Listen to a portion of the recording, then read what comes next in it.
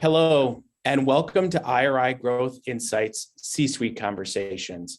I'm your host, John McIndoe, Chief Marketing Officer here at IRI.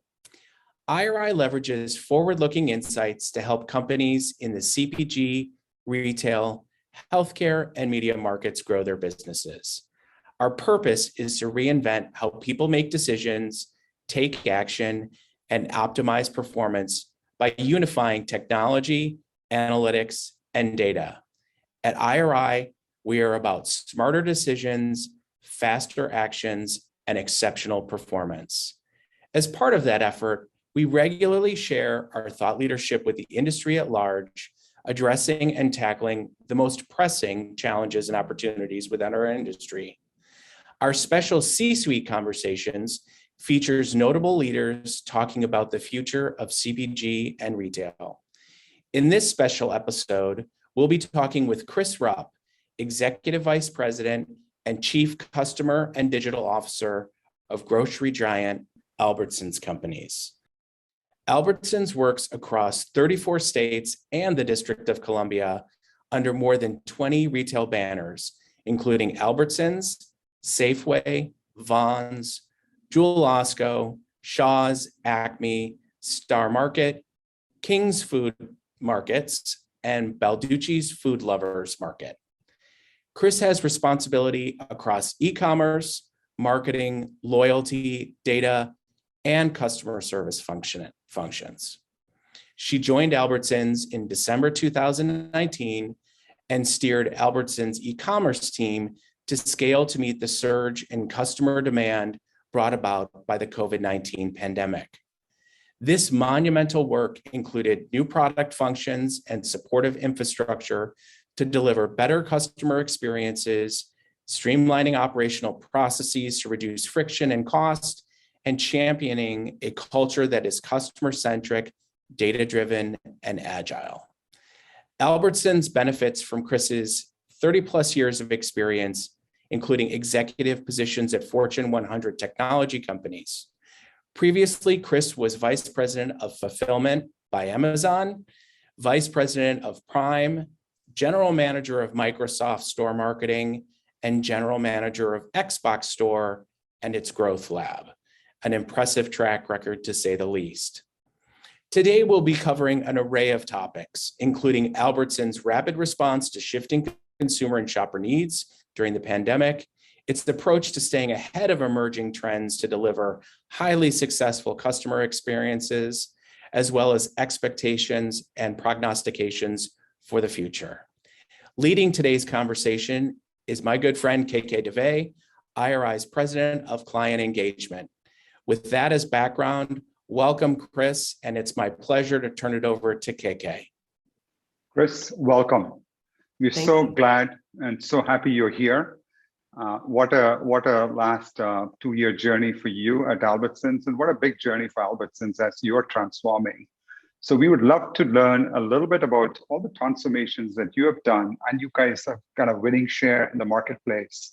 And so with that, I just wanted you to kind of recap a little bit of all the accomplishments of Albertsons Companies in the last couple of years and the traction you're having in the marketplace. And then we can double click on how you're doing it, how you're kind of enabling that digitally. Thank you very much. I'm delighted to be here. And we have been on such a tremendous journey over the last couple of years. I have to say, I've felt several times in my career like I had excellent timing, and this was one of them. Because arriving in December in 2019, just before the pandemic, gave me just enough time to meet the team and to learn the business and to get to know a little bit more about the customers of the company before we had to dive right into making some significant change and doing the proverbial flying the plane while you're building it. And, I would love to share a little bit about this because there's been so many tremendous learnings for us, and a lot of them just starting with, when you need to make a lot of change, what are some of the key elements that have to go into that? So if I take a step back for a second, Albertsons Companies had an e-commerce business for a couple of decades. So it's not new in terms of having e-commerce services for customers, but we realized that we wanted to expand those services even before going into the pandemic. Make them more accessible to our customers, ship faster, get much better at delivering exactly what the customer expects. All of those kinds of things were just things we were thinking about in December of 2019 when I started. But, of course, going into the pandemic, people needed access to their groceries and didn't want to have to go into stores. And so with that happening in March of 2020, we needed to really accelerate. And so that's where I think, is where it's where you really test the mettle of yourself and the executive team, because you've got to figure out how to prioritize and move quickly. When I think about some of the things that we did, first and foremost, we just wanted to reach more customers. And we had about 500 delivery hubs serving multiple stores. So each of those hubs wasn't just serving only the customers in the immediate neighborhoods around those stores, but serving the broader set of neighborhoods, perhaps covering several stores worth of delivery customers. And so having those delivery hubs had been an important way we were serving customers before, but we needed to be much more expansive. So we have been increasing those delivery hubs and also making sure that we had drive up and go services available in many, many of our stores. So again, starting from a few hundred, now, we have over 1,500 of our stores are now available with both drive up and go services and delivery. But underneath the covers of that, there's so much more, because, for example, we had a picking tool that wasn't working very well in our store environment. The technology wasn't working well on our Wi-Fi capabilities. It was getting disconnected a lot. It was very difficult to serve the customer's needs because, first of all, the system wasn't staying up and running as much as it should. But second of all, we weren't being very directive with the pickers in the stores about how to serve the customer's order, leaving a lot of it up to judgment.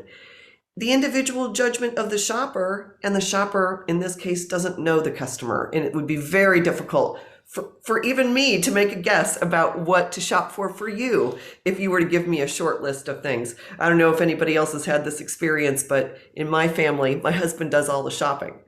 And he will not send me to the grocery store. I will pick it wrong. And if I can't pick on behalf of my husband, I can tell you it's a very difficult job for a shopper. So some of the things that we had to do underneath the covers were things like reinventing picking software so that we could really examine what an excellent job is in serving the customer, and then be much more directive with the shoppers in the stores about what customers were looking for so we could fulfill precisely on the promise that we were giving, both in terms of the things we're shopping for customers, getting the merchandise right, but also getting the on-time delivery right. And so recreating the systems underneath that are connected in a way that allow us to fully meet the needs of the customer was an important thing that we had to figure out. So, over the course of this time, we not only expanded our services, but we also dramatically improved our on-time deliveries and other just really simple aspects of e-commerce, but things you must get right if you're going to serve the customer well. I can relate to it because in my household too, I don't shop. I'm not allowed to shop because I'm an impulse shopper. So I'm banned from stores. My wife does the shopping, and there's always some gap between what I want and what she gets. Anyway, I think this is a fascinating thing about increasing both the number of stores as well as increasing the accuracy of the order fulfillment and the timing, right? Which is fantastic and clearly played a big role in your share gains last year. But as you kind of look forward, right, assuming we don't get any more bad news about COVID variants, right, as consumers are kind of coming back to stores, how do you see this customer needs evolving, right, in terms of omni shopping, et cetera, all these initiatives? Do they kind of which of them will stick, right, in terms of consumer behavior, and therefore, which of your initiatives are going to continue, and which may be sunset if that's the case? Yeah, so one thing that we did as we were upgrading our services is we really thought about the turnaround time for an order. And historically, we had been fulfilling orders in about 22 hours.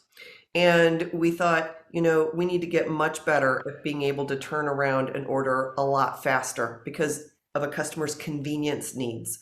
And so, we engineered the software that we were building in a way that would allow us to change those delivery turnaround times. We call those click to deliver times. And we went from 22 hours in many of our major markets down to 2 hours in terms of the amount of time it would take us to serve customer orders. So now, if you were to go on our app or our website, you'll be able to see in many major markets, time slots 2 hours from now that you can receive a delivery, or time slots an hour from now that you could swing by our stores and pick up your order through Drive Up and Go. And that's an example of customers having immediate needs to fulfill and having a strong desire for convenience. And between those two things, I think those two things are going to guide a lot of e-commerce in the future for many retailers. What is the form of convenience that you are offering for your customers? Because technology is helping us enable these solutions that mean we can have very, very quick ability to serve a customer's order and getting it right, which used to be based on the judgment of an individual doing the shop on behalf of the customer, but we're getting better and better at that too. So I think convenience is something that we'd better all focus on for solving new problems in the future. Chris, you talked about shortening the delivery window from 22 hours to 2 hours. That's terrific. Who actually pays for this convenience? That's a great question. One of the reasons I love digital transformation is because what you're using to get that done is technology and data. So the idea is that you don't have to change your cost structure or what you charge to customers to get this done if you're leveraging the use of technology. And so, for example, when you're thinking about delivering faster, you need to think about what is the drive time within the radius around the store. And so you can do a number of calculations to make changes so that you can be able to deliver faster in that zone. And you can change the way you offer delivery slots or Drive Up and Go slots to customers so that it's only the number of only 2 hours out or only 1 hour out. And so by making those technical changes, you're able to offer a much faster service, and we didn't change the cost structure of the business. And so we're looking for technology to do the heavy lift in those situations. This convenience will be an evergreen theme. What are some of the other themes that you believe will be playing out in terms of grocery shopping in the next year or two? Well, I think the other thing is that, people like convenience with a very broad selection. And so that's why I am highlighting the fact that, we are offering the variety available within the 4 hours, the 4 walls of the store at the 2 hour promise, because we think it's both things, both broad selection and a quick turnaround time for customers. We've done some experiments to offer a much more narrow selection for a much faster speed, and it's so much less appealing to customers. Yeah. So, I think broad selection is just another piece of it because customers like to go to a one-stop shop. They don't want to have to go to a number of different places to get the work done. That in itself is not convenient. So you also just have to think about what is your customer really trying to get done. And if it's shopping for a recipe that has a broad variety of products in it, you have to be able to offer broad selection. Got it. And how do you, so convenience you have highlighted, selection you have highlighted. Let me kind of pivot here and talk a little bit about Are you also offering marketplace where you can, bring in other vendors to do that, and it's all within the same platform, or is that something? How do you think about it? We see a lot of marketplace announcements coming on these Yeah. days. I also see a lot of marketplace Yeah. announcements. And, I think a marketplace can be a great way to broaden selection, to make a broader offering to customers. But we tried a marketplace a couple of years ago, and we learned a lot from trying a marketplace. We didn't approach that marketplace in the right way, and primarily because we offered it as a standalone store as opposed to embedded in the shopping experience for the customer. So, you could come to our app or website for Safeway or Albertsons or Jewel Osco, and you would not get that extended selection. You would have to go to a different app to get it. That's a key learning for us. You can't set up separate apps and expect customers to have to navigate their way across a complex ecosystem. It has to be really simple and intuitive in terms of your UI. And here's a great case of, by separating those two things, we really sort of orphaned our marketplace assortment, and it didn't work well for us. So, I don't know what we might do in the future, but for now, we've decided to focus on the aspect of what is within the four walls of our store and how to make sure the breadth of that selection is available very quickly. And you have also done quite a bit in terms of your app, right? So you I believe you've consolidated your apps. Can you talk a little bit about, what you did and what are the benefits to the customer or to the shopper? Exactly. One thing that I really love about thinking about the customer first and then building an ecosystem around how the customer wants to shop is you can quickly come to the conclusion that having all these separate apps is more about the separate business units you have inside the company and all of the things they were trying to get done, but nobody took a step back to put those things together, because a customer doesn't want to go to 5 or 6 different apps for one company. And so, just another aspect of thinking like the customer, you put all of those apps together in one, and now anything they want to get done with you, they can get done in one place. It's another version of a one-stop shop. So, I just think it's important, at every turn that you're thinking just like the customer is, so that you're making it easier. Now, we have merged together our loyalty app, which was about giving customers discounts and coupons, and that was its own experience before. And we had, separate from that, e-commerce in a different app.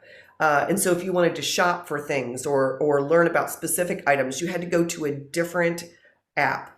And so we've put those things together. They are in one app, and we also now have a pharmacy experience within that app. And it's much easier for customers to move throughout the ecosystem now. And, the pain that you have to go through, though, in the very first step is that you are changing the experience for the customer who was used to either landing in a loyalty environment or an e-commerce environment. And now you've moved some of the buttons and some of the navigation. It looks a little different. So you have to be really mindful of how you're bringing this new app to market, because you'll lose customers along the way if you aren't really careful about it. And you have increased app usage, right? I think, Yes. in our discussions, you've talked a little bit about, could you kind of elaborate a little bit on how many loyalty members and how Yes. often do they shop with you? Yeah. We have millions of loyalty members that are regularly coming to the app and shopping with us. And one of the side benefits then of putting this all together and organizing it in a way the customer can access everything about their relationship with us is that those millions of customers who have been loyal customers for decades using our coupons are now getting exposure to e-commerce and seeing how easy that is to use as well. So we're getting a lot of movement within the ecosystem because of putting those things together. You get the same effect in e-commerce. There are customers who have come to us specifically looking for e-commerce, and now we can pull them into the store environment because of the great coupons and other engagement tools that we have in the app as well. You've also announced a number of partnerships over the last few months, right? Or actually over the last year. Could you talk a little bit about, some of these partnerships and what role do they play? Yes, over the past probably 18 months, we've been working with a variety of partners to get better in a certain area of our tech stack or in something that we're providing to customers. And I'll give you a couple examples of this. When we were going through the pandemic, of course, we were all, if you remember, eagerly awaiting whether a vaccine would be developed, and everyone wanted to understand the implications of that. And we were busy thinking, gosh, we've got pharmacies in so many of our stores, and we're already offering flu shots. We really want to be able to help by offering vaccinations to our customers. And so we were thinking about how do we get out in front of this to make sure customers would know it's available, because this is new for everyone on the planet, and this is a great place where Google helped us get our message out. And they have developed some new features for Google Maps that allow you to put pins in different locations where you have stores and help customers in that local area understand the services available in those stores. So we worked with them to launch the capability to inform customers about where they could get vaccinations whenever they would go, do a Google search for vaccinations near me. Could pop up and help customers find us. One of the really rewarding things that happened as a result of that, we got a customer letter saying that they were looking and really, really needing to find a place to get a vaccination. They went to Google, they found Albertsons, they came in and had a great experience. And at the end of that, they decided they were going to start shopping at Albertsons. That's so cool. What about Pinterest? What are you doing with Pinterest? Yeah. Pinterest is another really exciting relationship. And, you'll notice that, for each of these partners, there is a space that they are experts at, something that they do extremely well. And I think great partnerships, like in life, are about, what does this entity do well? What do you do well? How does that 1 + 1 equal something more than that? And, Pinterest is another great example of, I have long been a customer of Pinterest. I love to go on there and be inspired by all of the different visual images they offer. And food is a big part of what people are searching for on Pinterest. I think one of their top search items is what's for dinner.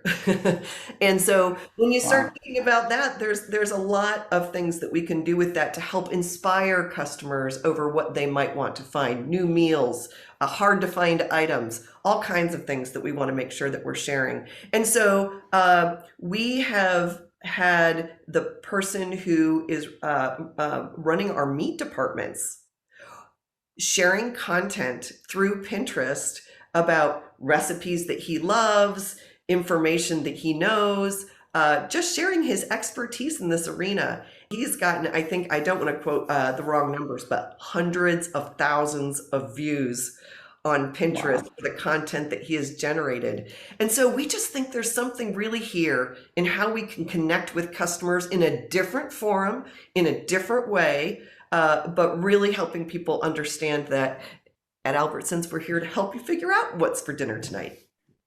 Terrific customer engagement story. Just staying on that topic, you recently announced a media network, Albertsons, I think, Media Collective, right? Can you talk a little bit more? I think that's also about engaging with customers and helping them shop better. So just talk to us a little bit about what's going on there. Yes, I'd love to. Well, I think, a lot of other companies have made great strides in this space. And, we have been saying to ourselves, we're sort of a late bloomer. We're late to come in this arena. But, there's a lot of companies that are offering advertising capabilities on their retail site or even inside their retail stores.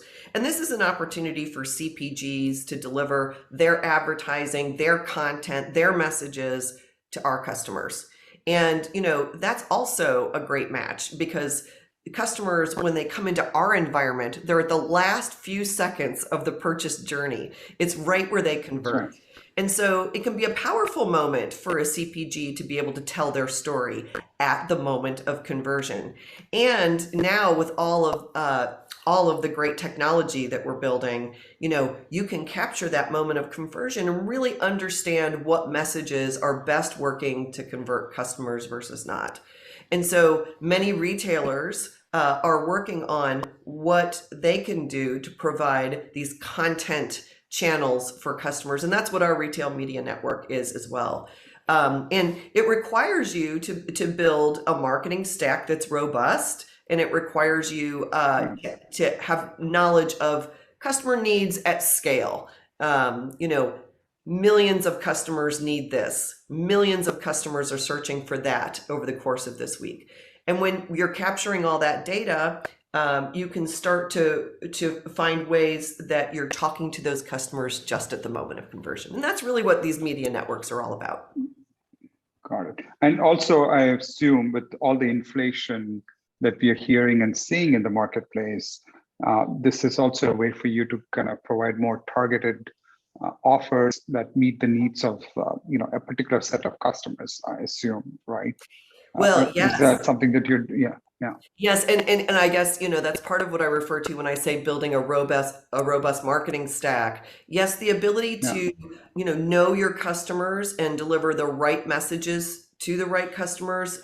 Think along the lines of personalization. How do I know what you might be interested in eating? So if we talk to you about that, there's a high likelihood that you'll convert. That's what advertisers are interested in. But when you think about it, that's also what the consumer is interested in, because they don't want to see random messages about a product that you're not even thinking about. They want to look at the world of items that they are interested in right now. And, with all of the data we have observing people's shopping patterns, we're going to get smarter and smarter about how to put exactly the right items in front of the customer at the right time. Got it. But you're offering more tailored promotions, I assume, or not yet, or you plan to? I should mention, we have been offering personalized promotions for a number of years through our loyalty program. That's something that we think that we do exceptionally well and have for years, because we've long been thinking about, what are you eating for dinner? What typically goes into your grocery basket? What might be something new that you would be interested in trying based on all the behaviors we've seen? So, perhaps we see you trying different types of breakfast cereal. And so a breakfast cereal coupon is something we would offer to you, which might be different than something we would offer to someone that we don't see trying any breakfast cereal. And so that's just an example of how you use the data to personally tailor the promotions to the individual. Or you kind of leveraging some of your big suppliers to also kind of contribute to your learning about your shoppers? Oh, yes. Absolutely. Our suppliers are great partners to us and definitely on the journey with us. And we learn things from them all the time. They learn things from us all the time. In fact, some of the greatest conversations we have are ones where unexpectedly you learn about a trend or something coming from a supplier that you did not observe on your own. And, this is really what I mean too about the use of data being prolific is really what becomes helpful, because there's so much information coming at you. It's hard to spot what's most important. Yeah. So I would like to pivot in the rest of the time on some of the lessons. I think you've already touched on a few along the way, but what are some of the lessons in terms of what I would call loosely as digital transformation, which you have pioneered, in your previous roles at big Fortune, 100 companies, and you're doing here. So what are some of the, based on your experience and expertise, what would you say are some of the key success factors for digital transformation to succeed? Well, starting with the number one thing I would always start with in this conversation, digital transformation is about change. And, change management is something that is always hard. It's hard because there's so many competing priorities. There's so much going on in the business world. It's getting faster paced, more complex, and more change. And so helping the people around you to see the need for change and getting people aligned around a specific objective to begin with is really important. Because if not, you'll find that some people agree and are running in that direction, and others just haven't signed up for the change. So starting with that alignment, I think, is incredibly important. And then, another really critical aspect of this digital transformation is about the use of technology in order to get more efficient, do more for customers, offer more services, have a better understanding of your business. So digital transformation requires a really excellent use of technology.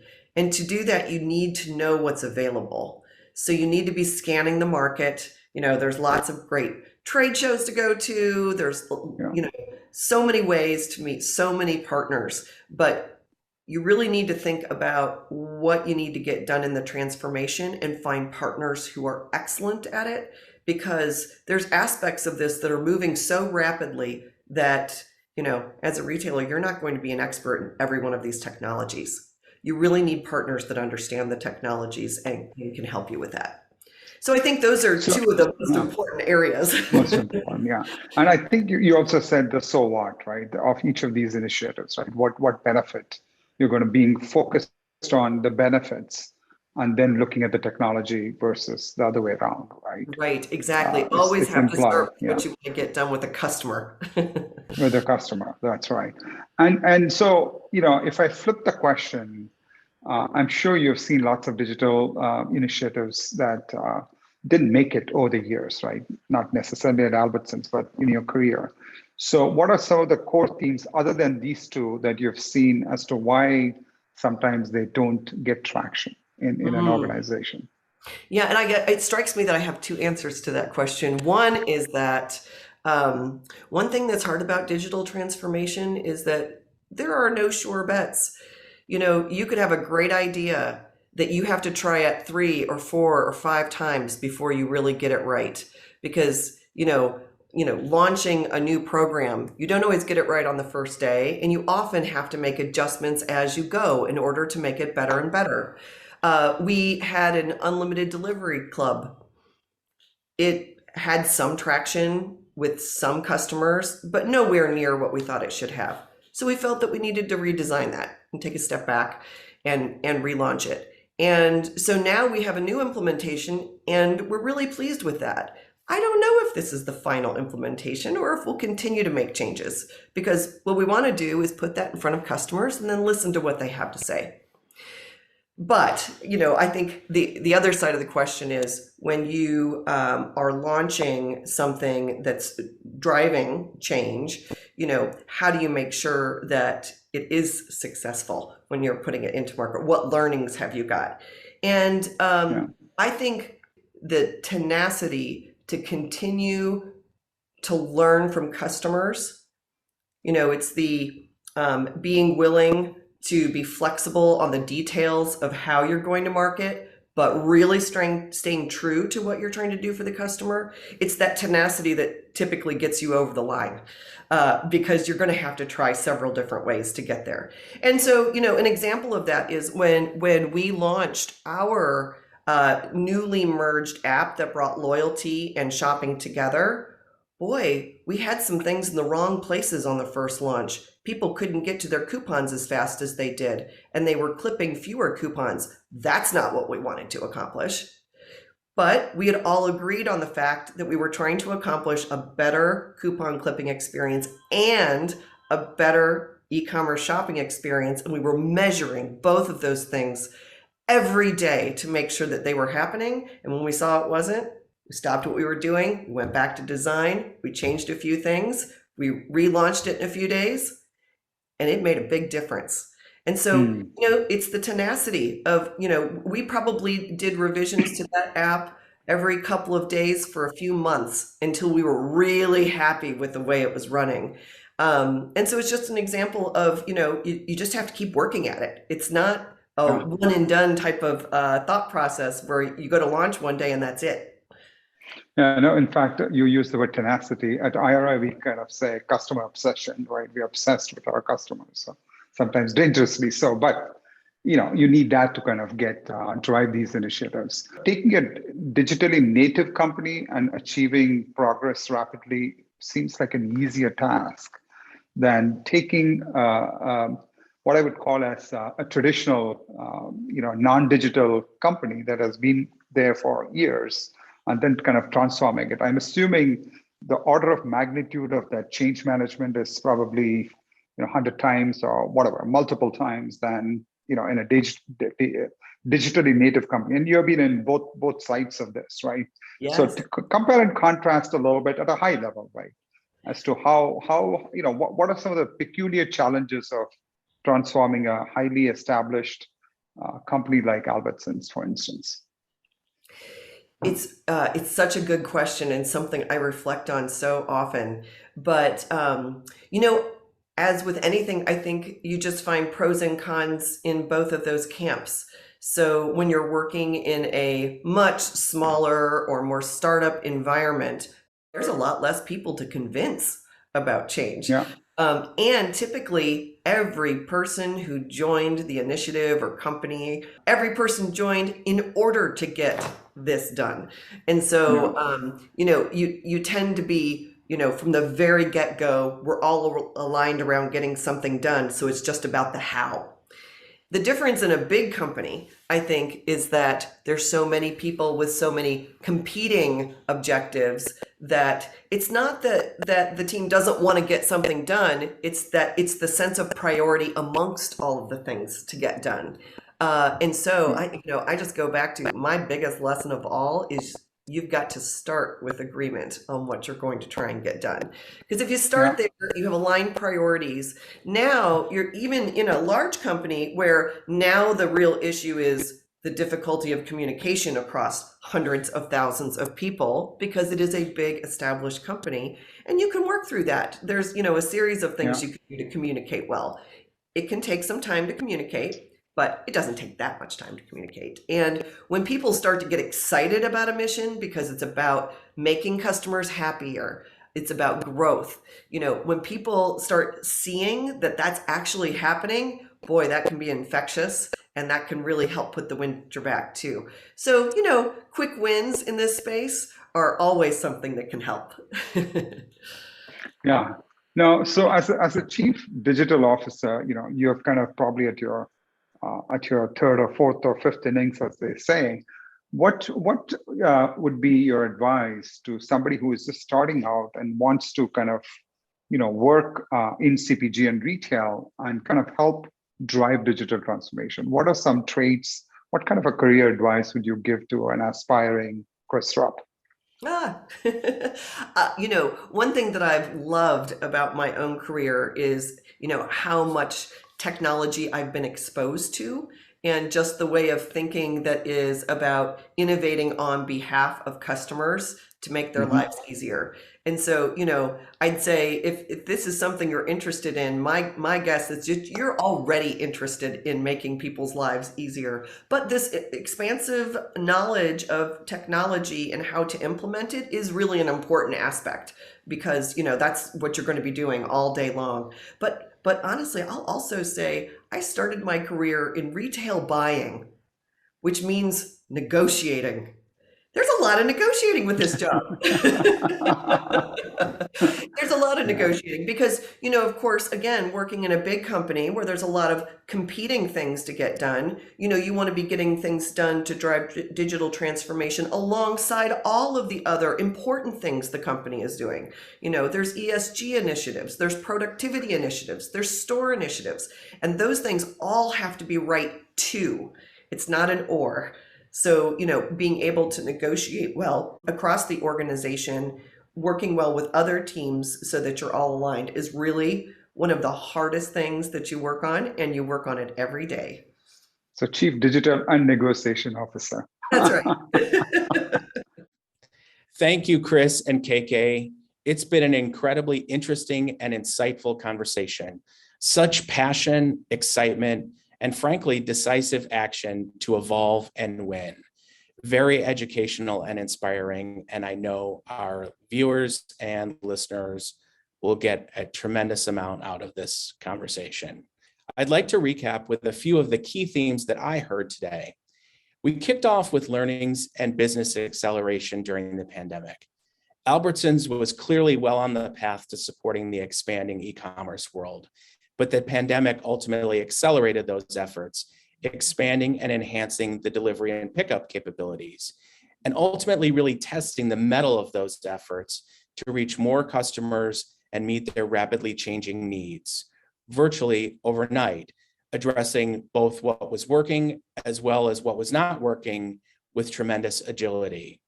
You talked about evolving customer needs, and several themes emerged. Consumers clearly had an immediate needs change for both speed and convenience. You talked about how you thought about turnaround times for orders and the need to speed that up dramatically. You leaned on your existing technology while simultaneously re-engineering your software on the fly to reduce click-to-pickup and delivery service times from 22 hours to 2 hours in many markets. Now that's what I call rapid action. You also talked about maintaining broad selection and variety within the four walls of your stores and tying that to your pickup and delivery experience. We know that consumers want a one-stop shop, particularly in a pandemic. So you maintained a critical focus on assortment to fulfill that need. We then talked about partnerships and the significant momentum that you've had on this front over the past 18 months. You have materially expanded relationships with a variety of partners to enhance technology capabilities and the customer experience, including Google, Pinterest, and many others, to help you find and serve new customers with products, services, and ideas spanning everything from food and meal ideas to where to get a COVID vaccination for previously untapped new markets and segments. You also spoke about launching your new retail media network, Albertsons Media Collective, to help drive CPG support and personalized relevant brand campaigns and shopper-centric and engaging branded content to customers across Albertsons digital properties. We then segued into leveraging data, analytics, and technology to deliver insights at scale. Clearly, this plays a critical role in helping you spot trends, identify specific opportunities with customers, and take action fast.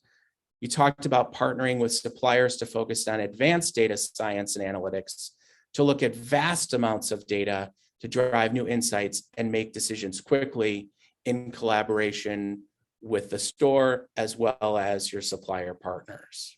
We then transitioned to talk about digital transformation, and clearly digital transformation is imperative. It's getting more complex and faster, and alignment on the need for change and change management is essential. Using technology and partners to get more efficient, do more for customers, and do things differently. You spoke about staying abreast of the latest and greatest digital technology capabilities to stay ahead of the curve, and that one must be willing to take risks, test and learn, and adjust as you go. And ultimately, you must be willing to constantly evolve and stay nimble with tremendous tenacity. If you don't, you'll fall behind. And then finally, we closed off with your advice to aspiring digital marketers. You spoke of embracing technology and notably how to implement it, but also how to negotiate for it, which I thought was a key takeaway. Always with a focus on innovating to make the customer's life and experience easier and better. Thanks again, Chris and KK. Again, a phenomenal conversation. I learned a tremendous amount, and we appreciate you taking the time to share your insights. For our listeners and viewers, this recorded conversation will be available on our website, iriworldwide.com. We hope you'll take an opportunity to review our other thought leadership, including valuable reports, as well as our dashboard of economic indicators. With that, we'll bid you adieu. Have a safe and healthy day. Take care.